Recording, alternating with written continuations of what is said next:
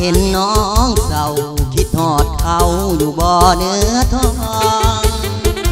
สาวเจ้าอย่ามองเพียงมองก็หูเต็มใจว่าคิดยังอยู่อ้ายหูอยู่แล้วแก่ใจว่าน้องนั้นคิดถึงใครข้างในหัวใจของนางน้องเอ๋ยอย่าเศร้าหากเขาก็หากเขาไปลืมเธอสามไปอดีตสองเฮาหนผ่านเธอเป็นเพียงฝัน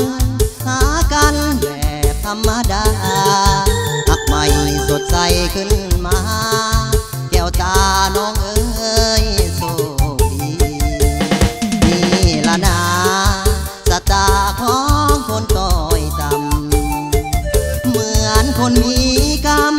เจ็บซ้ำบ่มีไผหูจำเป็นต้องทนเพื่อคนที่เฮาหาอยู่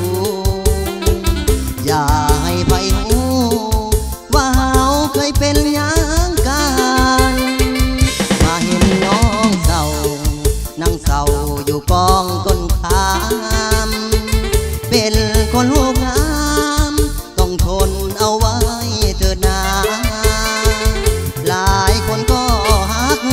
ความมักน้องสร้างโซฟาขอเบอร์ในน้องการดาจะโทรหาบัดอา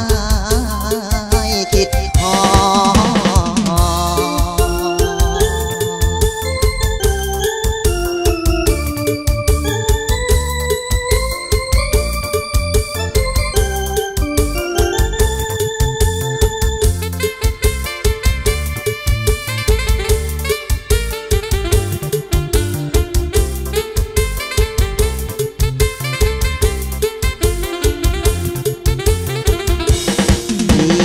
นา